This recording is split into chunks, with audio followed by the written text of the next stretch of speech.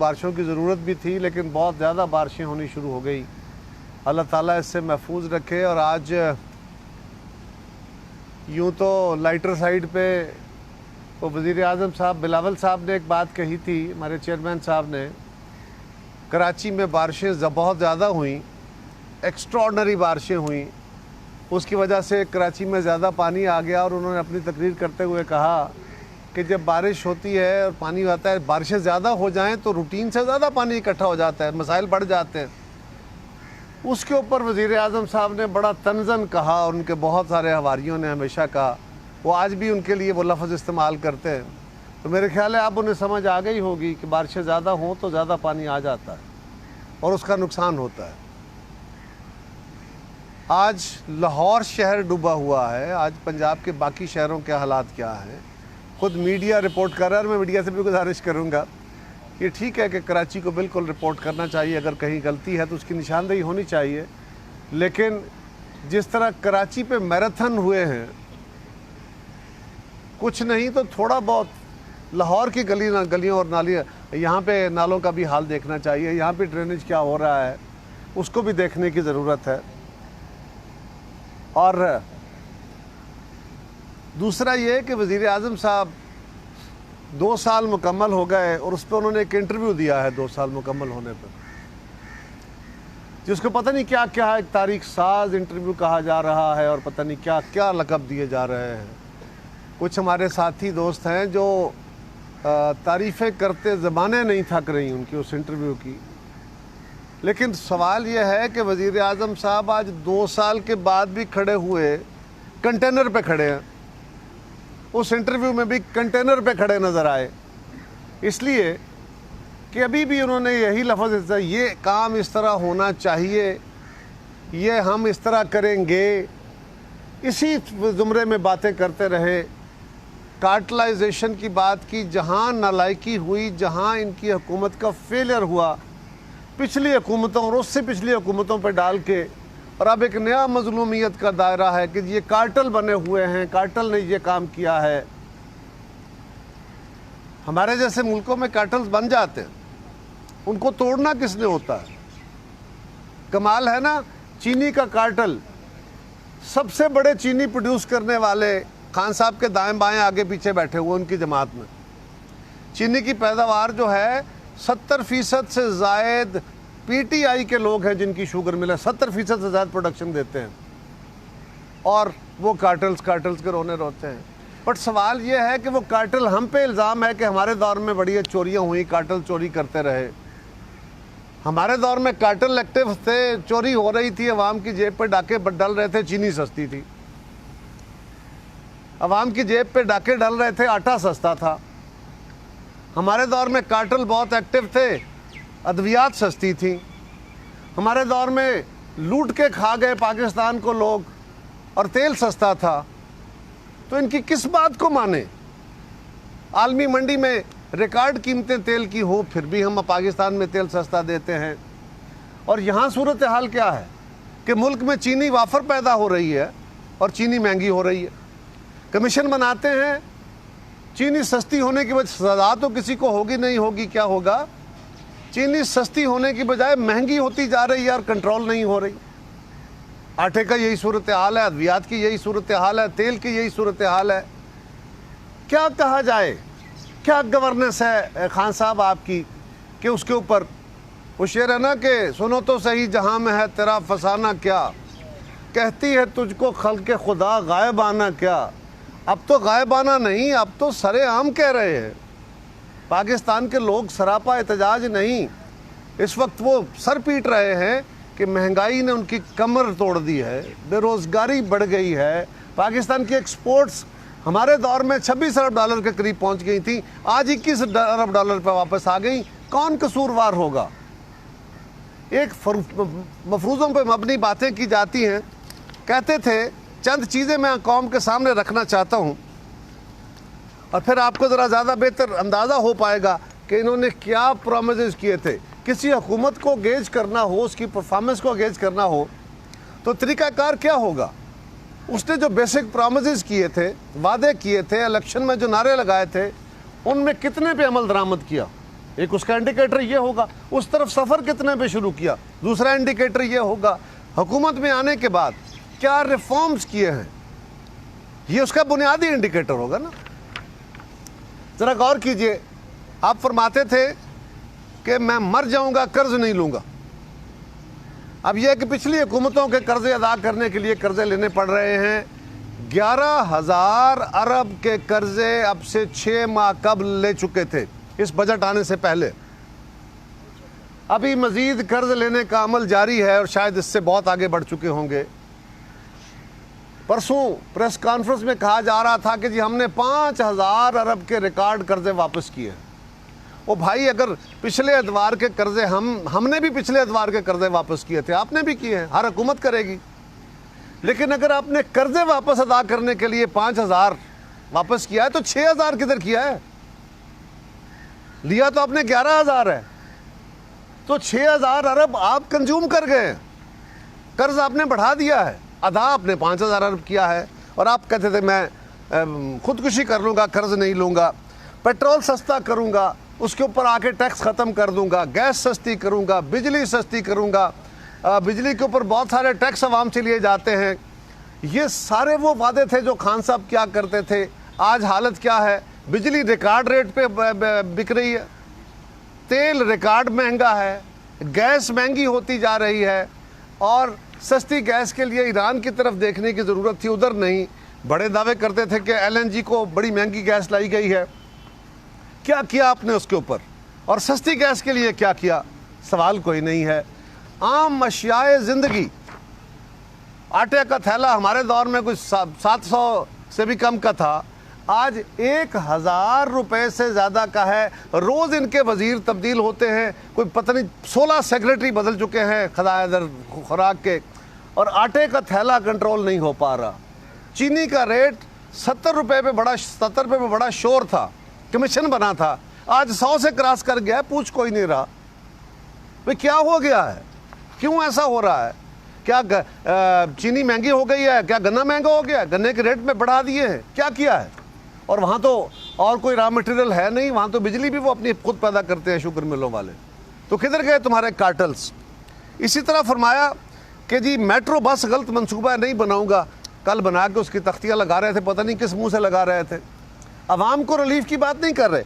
इसी तरह कहा कि डॉलर महंगा नहीं करूँगा क्योंकि करेंसी जब डीवैल्यू होती है तो आम आदमी की ज़िंदगी बड़ी मुश्किल हो जाती है। पाकिस्तान की रिकॉर्ड डिवैल्यूएशन खान साहब आपके दौर में हुई है और आपने डॉलर महंगा किया है। ये किसके डाके लगे हैं? आप खुद इसका कौम को जवाब दे दीजिए। ये उनके इलेक्शन मैनिफेस्टो के प्रोमिसेस हैं जो मैं आपके सामने रख रहा हूँ। इसी तरह फरमाया कि जी मैं मुझसे स्कीम नहीं दूंगा, किसी को मैं काला धन सफ़ेद करने की इजाज़त नहीं दूंगा। कितनी गिनवाऊँ एमनेस्टी स्कीम्स? खुद फरमाते थे कि एमनेस्टी स्कीम तो डकैतियां हैं। तो खान साहब आपके दौर में जो आपने डकैतियां कराई हैं बकौल आपके, वो कितनी गिनवाएं आपको? इसी तरह फरमाते थे 1 करोड़ नौकरियां देंगे। पहले रोज़गार कम हो गए हैं, जो लोगों के पास रोज़गार थे वो श्रिंक हो गए। अगर आपकी एक्सपोर्ट कम हो रही है, आपकी इंडस्ट्री कम हो रही है, आपकी ज़राअत कम हो रही है नेचुरली, और उसके नतीजे में महंगाई भी बढ़ेगी, उसके नतीजे में बेरोज़गारी भी बढ़ेगी। तो आप रोज़गार नए क्या देंगे? तो पहले रोज़गारों के पीछे लगे हुए हैं। फिर फरमाया था 50 लाख घर बना के देंगे। तो यहाँ तो लोगों से रोज़गार छीन रहा है, नवाले छीन रहे हो, घर कहाँ से दोगे? 2 सालों में कोई प्रोजेक्ट नहीं बता सकते कि इन्होंने कोई 1 लाख घर भी बनाया। उन्होंने 20 लाख घर बनाने थे। अगर 5 सालों के लिए आप 50 लाख घरों का मंसूबा लेके चले तो 10 लाख पर एनम बनते हैं। पिछले 2 सालों में 2 लाख नहीं बता सकते, 20 लाख बनाने थे। अब ये इसी तरह कहते थे चोरी शुदा 200 अरब डॉलर बाहर पड़ा हुआ है, हमने डिटेक्ट कर लिया है, 200 अरब डॉलर है, वो वापस लाना है और 100 अरब डॉलर लोगों का कर्जे मुंह पे मारेंगे और 100 अरब डॉलर से पाकिस्तान में तरक्याती काम होंगे। कोई $1 वापस लाए हो तो खान साहब बता दो कौम को। हाँ, इल्ज़ाम तराशी के पहाड़ हैं, आप खड़े करते चले जाइए। इसी तरह फरमाया कि जी मेंबरान असम्बली को जो फंड मिलते हैं ये खान साहब की तकरीरें हैं, मैनिफेस्टो है, वो तो सीधी सीधी डकैती है। वो तो रिश्वत है, वो तो करप्शन के अंबार हैं। लिहाजा हम मेंबरान असम्बली को डेवलपमेंट फंड नहीं देंगे। आज सिर्फ हमारे दौर में तो अपोजिशन को भी मिलते थे, आज सिर्फ हुकूमती जमात को आप फंड्स फराहम कर रहे हैं। तो ये बकौल आपके अपने फार्मूले के तहत ये रिश्वत का बाजार आपने खुद गर्म किया है। उनकी दिहाड़ियाँ आप खुद कहते थे, मैं नहीं कह रहा, ये खान साहब के अपने अल्फाज हैं कि उनकी दिहाड़ियाँ आप खुद लगवा रहे हैं सिर्फ हुकूमती अरकान की। ये आपका इल्ज़ाम आप पे वापस आया है। आपने कहा जी हम अकाउंटेबिलिटी करेंगे। आज नैब की हालत ये है, जो पीपल्स पार्टी मोहतरमा बेनज़ीर भुट्टो शहीद और सारी जमात कहती थी कि ये सियासी इंजीनियरिंग, ये लफ्ज़ मोहतरमा के थे, ये बाजू मरोड़ के वफादारियाँ तब्दील कराते हैं, ये सियासी जमातें बनाते हैं, हुकूमतें बनाते गिराते हैं, उनके लिए इस्तेमाल होता है। कौन सी जमात तोड़ी गई? Peoples party. पेट्रियाट बनाए गए पीपल्स पार्टी। मैं और चौधरी मंजूर असम्बली में थे उस वक्त। हमारे वो साथी जो बेज़मीरी करके पार्टी छोड़ गए, उनको पेट्रियाट कहा गया। तो हम कहते थे कि ये मुहब्बे वतन है, हम तो फिर गद्दार है। भाई वो मुहब्बे वतन हो गए तो हम तो गद्दार, यानी जो पार्टी के साथ वफादार हैं, जो अपने असूल पे खड़े हैं, मैंडेट की खिलाफ वर्जी नहीं कर रहे, वो गद्दार हो गए। और आपने मुहब्बे वतन पर किसने पैदा किए? नैब के जरिए। किसने? नैब तो जरिया था। कभी हिम्मत पड़ी है खान साहब? ये हम हैं जो आइडेंटिफाई भी करते हैं और उनको कहते भी हैं कि आपके इस अमल से पाकिस्तान के जमहूरी प्रोसेस को नुकसान हो रहा है, मुल्क का नुकसान हो रहा है, इसको मेहरबानी करें, इसके छोड़े ये तरीकाकार। इस तरह खान साहब फरमाते थे जी तालीम के निज़ाम को रिफॉर्म करना। 2 करोड़ बच्चे हमारे जो हैं वो स्कूलों में नहीं जाते, उनको हमने स्कूलों में लेके आना है। वो खान साहब पहले स्कूलों का हाल ख़राब हो गया है। जो बच्चे ऑलरेडी स्कूलों में थे उनको जो फैसिलिटीज़ हैं वो विड्रा हो रही हैं। और आप कहते थे कि हम हर बंदे को सेहत की सहूलत देंगे। आज आप सेहत का निज़ाम सारा प्राइवेट सेक्टर को देने जा रहे हैं। हस्पताल जो हैं वो आप प्राइवेटाइज़ कर रहे हैं। और सेहत कार्ड वो सेहत कार्ड नहीं है, वो बेनज़ीर इनकम सपोर्ट प्रोग्राम का कार्ड था। लेकिन उसका जो टारगेट था वो आपका तो ख्याल ही नहीं है, आपका तो ख्वाब ही नहीं है। हमारे ख्वाबों को, बीबी शहीद के ख्वाबों को तुम इंसाफ कार्ड का नाम दे लो तो उससे रूह तो नहीं बदल जाएगी। लेकिन आप अपना कुलिया देखें आप क्या कर रहे हैं। इसी तरह फरमाया जनूबी पंजाब को सूबा बनाऊंगा, इससे वफाक मजबूत होगा, कौमियतों को हकूक मिलेंगे। वो सूबा क्या बनाना था, नया सूबा क्या बनाना था, कौमियतों को तहफ़्फ़ुज़ क्या देना था, आप कराची पे चढ़ दौड़े। और याद रखें इस मुल्क में जब आइन से तजावज़ किया गया है, आइन से हट के काम करने की कोशिश की गई है, भले मार्शल लॉ में या अदम मार्शल लॉ में, पाकिस्तान कमज़ोर हुआ है, पाकिस्तान का नुकसान हुआ है। आज भी अगर किसी तुरम खान के जहन में ये बात आ रही है ना कि वो कराची में कोई गैर आइनी हथकंडा इस्तेमाल कर लेगा, कोई एमरजेंसी की सूरत तहफ़्फ़ुज़ करेगा, ज़बरदस्त तरीके से उसको रजिस्ट करेंगे। इसलिए नहीं कि वहाँ हमारी हुकूमत है, इसलिए कि ये पाकिस्तान के वफाकी यूनिट्स के ऊपर हमले का आगाज़ है। ये 1 यूनिट की तरफ तैयारी होगी। हम इस एक्सरसाइज को नहीं होने देंगे। ये आईने पाकिस्तान के ऊपर हमला होगा और ऐसी किसी सोच को भरपूर तरीके से हम उसकी मज़म्मत करेंगे, उसको रजिस्ट करेंगे। कहते थे 1 साल में ऐसा निज़ाम लाएंगे कि हर शख्स को फ़ौरन इंसाफ मिलेगा। खान साहब बताओ कौम को कि आपने इस मुल्क के आम आदमी के लिए कौन सा कानून बनाया है, कौन सा इदारा खड़ा किया है, कौन सी रिफॉर्म लाए हो कि लोगों को इंसाफ मिल सके? एक नहीं गिना सकोगे, एक कानून पास नहीं करा सके।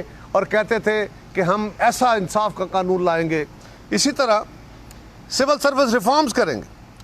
सिविल सर्विस रिफॉर्म्स के ज़रिए ज़रा गौर कीजिए क्या है। सिविल सर्विस रिफॉर्म्स जो कमेटी बनी है 2 साल में अभी तक उसकी रिपोर्ट सामने नहीं है। और हालत यह है कि इससे गवर्नेंस बेहतर होगी।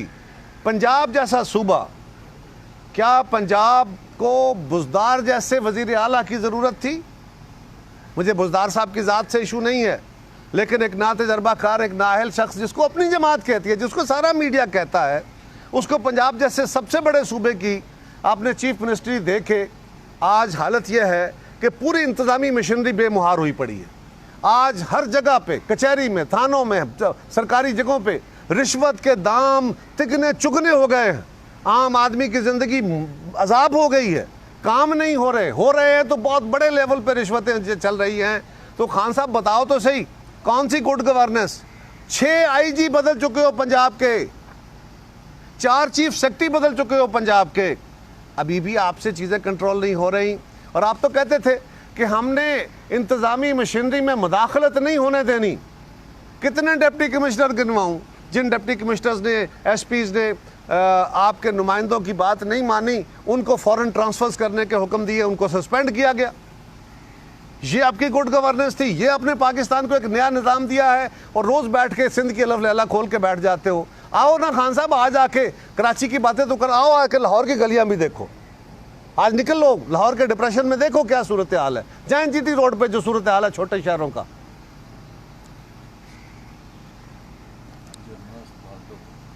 जनरल अस्पताल, एक जी बेशुमार अस्पतालों के बाहर पानी है, स्कूलों में पानी है, सड़कों पे पानी है और लोगों के घरों में पानी दाखिल हुआ।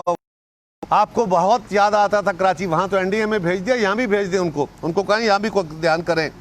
इसी तरह इंसानी हकूक़ की शदीद पामाली हो रही है, सहाफ़ती आज़ादियाँ छीन ली गई हैं और लम्हा फ़िक्रिया है। आज 73 साल बाद, आज़ादी के 73 साल मुकम्मल कर बैठे, 74वां यौम आज़ादी मना बैठे, आज भी हम सियासी आज़ादियों को, सहाफ़ती आज़ादियों को, इंसानी हकूक़ की आज़ादियों को, मुआशी आज़ादियों को, हम इन आज़ादियों के लिए स्ट्रगल कर रहे हैं। तो ये लम्हा फ़िक्रिया है इस मुल्क के जो ताकतवर हैं उनके लिए भी और पाकिस्तान के अवाम के लिए भी, कि 73 साल में हम गंवा बैठे हैं, बना नहीं कुछ सके। इसी तरह फरमाते थे कि मैं ये काबीना बड़ी बड़ी बना देते हैं, इतनी बड़ी काबीना अवामी ख़जाने पे बड़ा बोझ होता है। आज तारीख़ की सबसे बड़ी काबीना इनकी है, उसमें नॉन इलेक्टेड मेंबर्स ज़्यादा बैठे हुए हैं, अदालतें उस पर नोटिस ले रही हैं, आपकी जमात के अपने वज़रा उस पर एतराज़ कर रहे हैं। और खान साहब हम नहीं कह रहे, ये वो बातें हैं जो खल्क़ खुदा कह रही है, आपकी जमात कह रही है, मीडिया कह रहा है, आपका अपना मैनिफेस्टो है। कहते थे प्रोटोकॉल नहीं लूँगा। खान साहब आप अपनी गाड़ी खुद चला के आते, कोई प्रोटोकॉल नहीं लेते, उनके आगे पीछे कोई प्रोटोकॉल की गाड़ी नहीं होती। चीफ मिनिस्टर साहब के उनके के लिए रास्ते बंद नहीं होते, वो तो साइकिल पे तशरीफ़ लाते हैं। वो तो मिसाल देते थे ना, साइकिल पे आते हैं। पहले वज़ीर आज़म जो थे वो गाड़ियों पे सफ़र करते थे, ये हेलीकॉप्टरों में सफ़र करना शुरू हो गए। खान साहब किधर गए आपके दावे, कौम को बताएं तो सही। कहते थे मैं प्राइम मिनिस्टर हाउस में नहीं रहूँगा, वहाँ पे मैं यूनिवर्सिटी बनाऊँगा। किधर गई आपकी यूनिवर्सिटी? गवर्नर, हम कह रहे थे कि ये काम नहीं करो, ये नामुनासिब तरीका है, ये चीप पॉपुलैरिटी के तरीके हैं। कहते थे गवर्नर हाउस जो है वो आवाम के लिए खोल देंगे, यहाँ पाकिस्तान के बच्चे जाके गवर्नर हाउसों में सैरें करेंगे। वो ड्रामा चलाया भी था 1-2 दिन, आपने भी दिखाया उसको। क्या वो कंटिन्यू किया? किधर गए आपके वो दावे कि गवर्नर हाउस की दीवारें गिरा देंगे, यूनिवर्सिटियाँ बना देंगे, लाइब्रेरियाँ बना देंगे? कोई एक काम तो किया होता। और फिर डिठाई से कह रहे हैं, और उनके लिए रुतब लसां जो है वो कहते हैं कि जनाब क्या बात है, बड़ा तारीखी इंटरव्यू दे दिया है और उन्होंने बड़े कमाल के काम किए। आज 2 साल वज़ीर आज़म बने हो गए और आज भी खड़े हैं कि हम क्या करें, ऐसा होना चाहिए, ये होना चाहिए था, हम ये करेंगे। ओ भाई साहब, आप इस गे गा घी से बाहर आएँ। अब ये बताएं कि माजी में जो खराबी थी वो ये थी, 2 साल में हमने ये ठीक कर दिया, बाकी करेंगे। अपनी परफॉर्मेंस की बात करो, 2 साल में आपने इन सेक्टर्स में क्या किया, कौम के सामने ये रखे, हम कौम को कहानियां ना सुनाएं। इसी तरह कहते थे जिसके पे ऊपर इल्ज़ाम होगा ना उसको ओहदा नहीं दूंगा, ओहदा नहीं दूंगा। आज आपके कितने वजीरों पे इल्ज़ाम हैं? आज आपके कितने वजीरों के ऊपर नैब के केसेस हैं? कितने स्टे लेके बैठे हुए हैं? खान साहब पूछें तो सही ना, आप अपने उन वादों की तरफ ध्यान तो करें। और फिर कहते थे मैं कौम से झूठ नहीं बोलूँगा। अब मैं, मेरे वज़ीर आज़म है, आखिर में क्या करूँ। लेकिन जो शख्स ये कहे कि बड़े लीडर का कमाल ये होता है कि वो यू टर्न ले लेता है, वो यू टर्न अपनी बात से फिर जाने को कहते हैं। यू टर्न रास्ता बदलने को नहीं कहते, मंजिल की तरफ जाते हुए यू साइड पे होके आगे निकलने को नहीं कहते। यू टर्न कहते हैं मैंने आपसे एक प्रॉमिस किया, उससे मैं फिर गया, मैंने यू टर्न ले लिया। मैंने यूं जाते हुए लाहौर से इस्लामाबाद जाते हुए यू टर्न लिया, वापस लाहौर आ गया। खान साहब ये झूठ नहीं है तो क्या है? यू टर्न की ये इस्तिलाह किस रंग में आप इस्तेमाल कर रहे हैं? और आप ठीक कहते थे वज़ीर आज़म। जनाब वज़ीर आज़म, आपका नारा था कि आप इस मुल्क में वो लाएंगे सुनामी। जब पहले दिन आपने सुनामी के नारे मारे, उसी दिन हमने कहा था कि सुनामी तबाही और बर्बादी की अलामत होती है। इस मुल्क के नौजवान समझे कि शायद ये खान साहब पता नहीं किस किस्म का सुनामी लाएंगे, और वो बर्बादी आपने पूरी आप ले आए हैं। महंगाई का सुनामी है, बद इंतज़ामी का सुनामी है, आपके वादों से फिरने का सुनामी है, इस कौम की खारजा पॉलिसी को बर्बाद करने की सुनामी है, इस मुल्क के आम आदमी की ज़िंदगी तंग करने की सुनामी है, पाकिस्तान में सिविल राइट्स ख़त्म करने की सुनामी है। इमरान खान साहब, आज कौम आपसे सवाल करती है कि ये सुनामी पंजाब के ऊपर आपने मुसल्लत कर दी कि पंजाब जैसा बड़ा सूबा जिसको और फिर कहते थे, सॉरी एक और कहते थे आपकी आमदन अच्छी होगी तो आपका घर बेहतर चलेगा। कहते थे हम आएंगे तो लोग टैक्स देंगे लाइनों में लग के, और ये क्या, ये 6000 अरब की बात करते हैं, हम 8000 अरब टैक्स कलेक्ट करेंगे। पिछले साल ये कोरोना आने से पहले 3 दफ़ा बजट रिवाइज हो चुका था, और रिवाइज्ड एस्टिमेट्स आप पिछले साल भी पूरे नहीं कर सके, इस साल भी आप मिस कर बैठे हैं। और मुवाजना क्या करते हैं, मुवाजना करते हैं कि जी इस साल इस महीने में, जुलाई के महीने में या अगस्त के महीने में हमने इतने रेवेन्यू इकट्ठे किए, हमने ये काम किए, पिछले साल के मुकाबले में बेहतर हुआ है। यानी अपनी नालायकियों का अपने साथ ही मुकाबला है। वो भाई, अगर मुवाजना करना है तो हमारे दौर के साथ करो ना, कि हमारे दौर में आम आदमी की ज़िंदगी कैसी थी, उसकी तनख्वाह का आलम क्या था, पेंशनर्स की ज़िंदगी कैसी थी, महंगाई कैसी थी, बेरोज़गारी का क्या आलम था, एक्सपोर्ट्स कैसी चल रही थी, किसान इस मुल्क का खुशहाल था कि नहीं था। हम आपके ये जो PTIMF के टर्म्स हैं ये नहीं सुनेंगे। हमें पाकिस्तान के अवाम के हालात बदलेंगे, लोग उसका इजहार करेंगे। खान साहब, वो आपकी परफॉर्मेंस होगी और उसमें आपका नंबर 0 है, और इंशाल्लाह इस 0 का अब हम धक्का देने वाले हैं जल्द। साहब, ये फरमाइएगा कि आपने भी कहा कि इमरान खान साहब कंटेनर पर चढ़े हुए हैं आज भी, तो उन्हें उतारने के लिए ईद के बाद आपने ग्रैंड JPC बुलानी थी, उसका क्या बना? जो रैपर कमेटी का भी इजलास है, तो मौलाना साहब कुछ आपसे भी नाराज है क्योंकि मियाँ साहब ने तो मना लिया। देखिए जी, दोस्तों में, साथियों में गिले शिकवे हो सकते हैं, मौलाना को हमसे गिले हो सकते हैं, हमें उनसे हो सकते हैं, लेकिन कोई नाराज़गी नहीं है, कतन नहीं है। हाँ, पीपल्स पार्टी ये समझती है और पहले दिन से चाहती थी, और हमने पहले APCs भी की, और वो APCs थी कि हम इस हुकूमत का किबला दुरुस्त करें, इनके ऊपर प्रेशर बिल्ड करें, अवामी राय आमा हमवार करें, ताकि ये हुकूमत अपने वादे पूरे करे, ये लोगों की ज़िंदगी में तलखियाँ कम करे, ये जो नैब न्याजी नक्शस है इसको ख़त्म करे और इस मुल्क के लोगों को काम करने दे। लेकिन अब इस बात पे सारी कौम मुत्तफिक है कि इमरान खान और पाकिस्तान साथ नहीं चल सकते, क्योंकि ये जब से आए हैं इनका हर दिन पाकिस्तान के अवाम के ऊपर ज़िंदगी तंग करता जा रहा है। लिहाजा हमारा सारी जमातों का, अपोजिशन की जमातों का ये फ़ैसला है। मीडिया भी हमसे यही, आप भी मुझसे यही सवाल कर रहे हैं कि आप क्यों जान नहीं छुड़ा रहे, क्यों APC नहीं कर रहे। उसके लिए पीपल्स पार्टी ने अपनी सियासी ज़िम्मेदारी पूरी की है। हम सारी जमातों के पास गए हैं, राब्ते किए हैं, अब भी करेंगे, और हमें तवक्को है कि वो जमातें भी, लेट हो गया, इसको देर नहीं होनी चाहिए थी। अगर हमने वादा किया था कि ईद के फ़ौरन बाद हमारा जो रैबर कमेटी होगी वो हो जानी चाहिए थी, अब तक APC हो जानी चाहिए थी। लेकिन अब भी हम गुजारिश करते हैं अपने बाकी सियासी दोस्तों से कि इस मामले को एक्सपीडाइट करना चाहिए। नुक्ता नज़र में इख्तलाफ नहीं है, मोडेलिटीज़ हैं, उसको जल्द सेटल करना चाहिए। तो दिखता है कि आपकी जो नाराज़गी हुई है, जो नैब के बिल्स वगैरह पास किए हुए हैं, उनके मौक़िफ़ जो मौलाना साहब का था और पीपल्स पार्टी नून लीग का टोटल डिफरेंट था। एक वजूहत बनी है मौलाना साहब और आपके रास्ते अलग होने थे। देखिए, ये बात जिस दिन बिलावल साहब मौलाना फजलुर रहमान साहब से मिले थे और उसके बाद शहबाज शरीफ साहब से मिले थे, वहाँ उन्होंने मीडिया के सामने ये बात रखी थी कि लेजिस्लेशन में कहाँ तावन हम कर सकते हैं। FATF का कानून चल रहा था, FATF के कानून में कुछ FATF की रिक्वायरमेंट्स थी पाकिस्तान से। हुकूमत पाकिस्तान उसके झांसे में कुछ इख्तियार वो लेना चाहती थी जो नैब लॉ में भी नहीं है, जो गलत थे। हमने कहा हम इसको सपोर्ट नहीं करेंगे, उसको क्लियर नहीं होने देंगे। लेकिन अगर FATF की ज़रूरतें देख के हम कमेटी में बैठेंगे, अगर FATF की ज़रूरतें देखेंगे तो वो हुकूमत का इशू नहीं है, वो पाकिस्तान से डिमांड हो रही है, और अगर वो बिल पास नहीं होता तो पाकिस्तान का नुकसान होगा।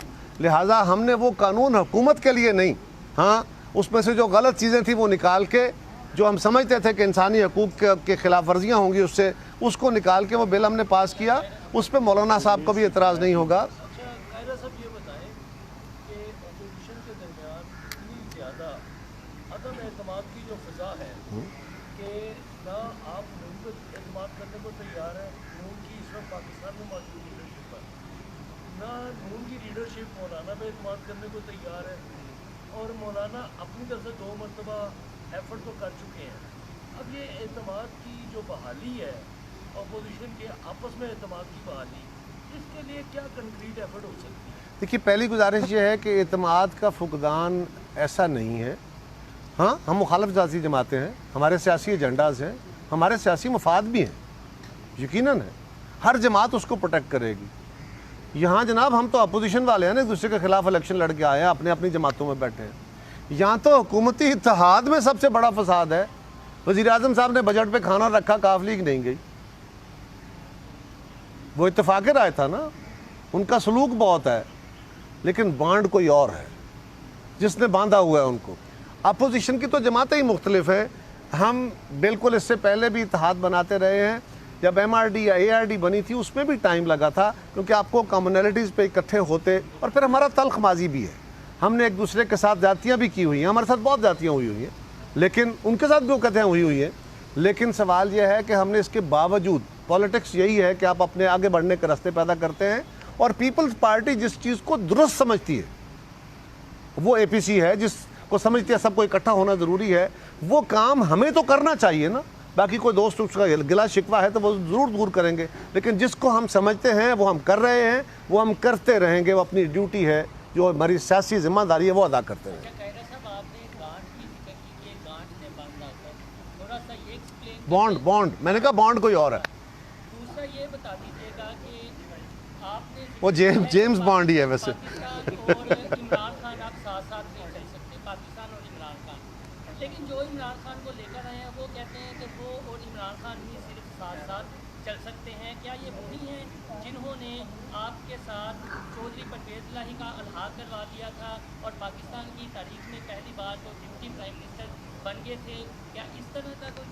आपने सवाल के साथ जवाब भी दे दिया। नहीं, आप बता देना। नहीं, आपने सवाल भी कर दिया है और उसका जवाब भी दे दिया। जुबैर साहब एक बड़े सीनियर ऐसे ही है कुछ ऐसी ही बात जो चुप हूँ, अच्छा, वरना क्या बात कर नहीं आती। बैठक की आपने बात की है। नुसरत जवेद साहब बड़े सीनियर कालम निकाला है, आज उन्होंने कालम लिखा है। उन्होंने कहा है कि पीपल्स पार्टी और नून लीग, सेनेट का इजलास था, रात के अंधेरों में इन्होंने मुलाकात की है और मुकमका हुआ। थोड़ा सा देखिए, गुजारिश ये है कि FATF बुनियादी तौर पे पाकिस्तान को ग्रे लिस्ट यानी शक वाली लिस्ट से ब्लैक लिस्ट करना था। उसका पाकिस्तान को बहुत बड़ा नुकसान होता।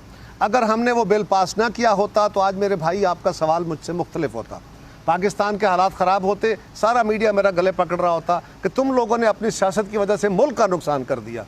आज हमने अगर मुल्क का मफाद सामने रखते हुए हुकूमत से कंडीशनल सपोर्ट किया है और उनके गलत जो उसमें अमेंडमेंट्स थी वो निकाली हैं, तो उसको जो भी कोई रंग दे ले, हम ये समझते हैं कि वो कौमी जिम्मेदारी थी, उससे पाकिस्तान का नुकसान हो जाता। कायरा साहब, आप ये फरमाया कि अगर नाना खासा अगर आसिफ जरदारी साहब को मैच का गिरफ्तार हो गया तो पीपल्स पार्टी की क्या होगी?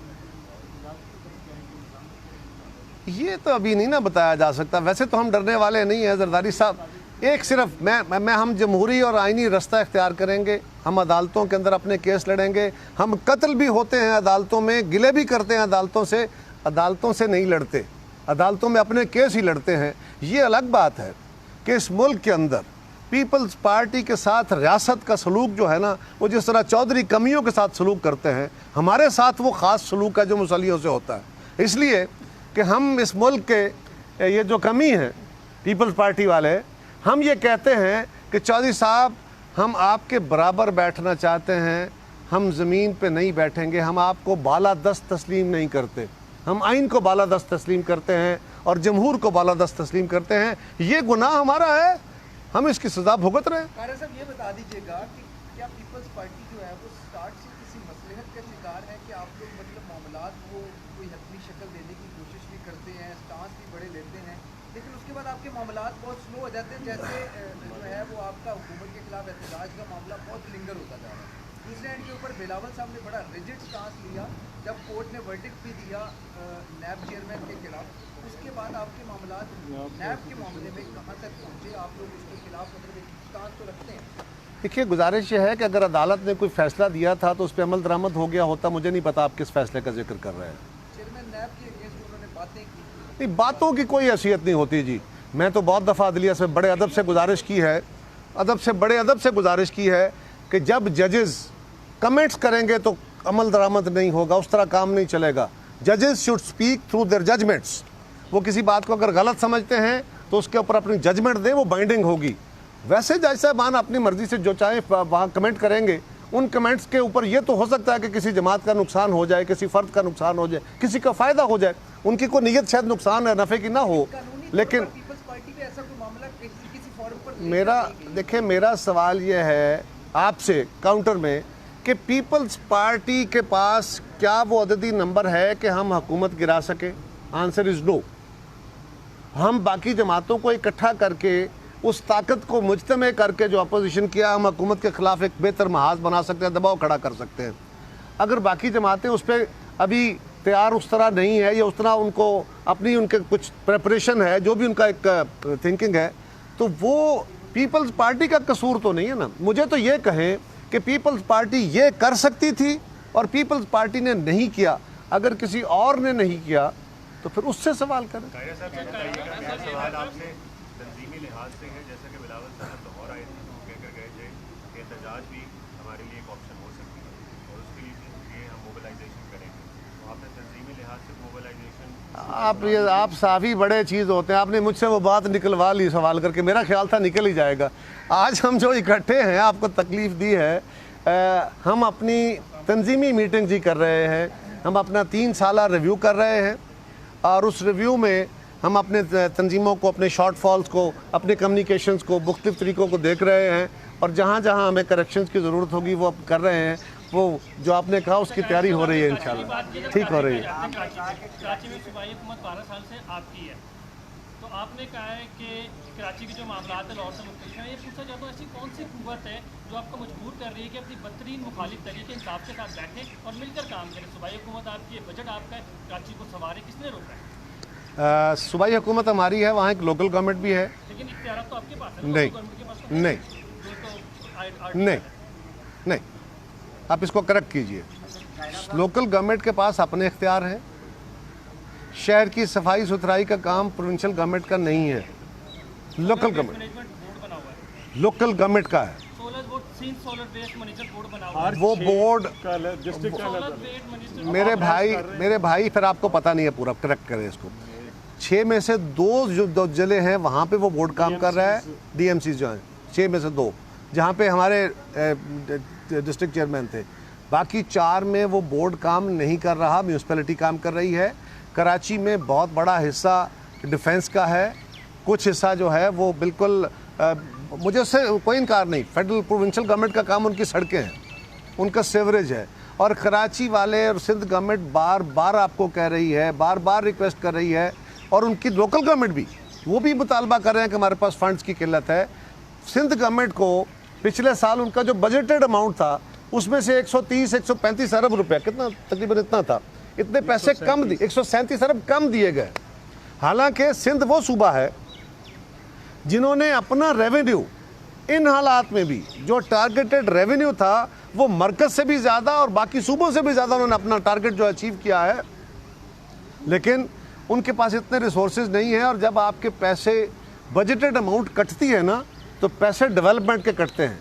नॉन डेवलपमेंट तनख्वाहें तो नहीं रुक सकती ना, यूटिलिटीज़ के बिल तो नहीं रुक सकते, वो तो आपको देने होते हैं, तो डेवलपमेंट रुक जाती है। उसके नतीजे में कराची शहर बहुत बड़ा है।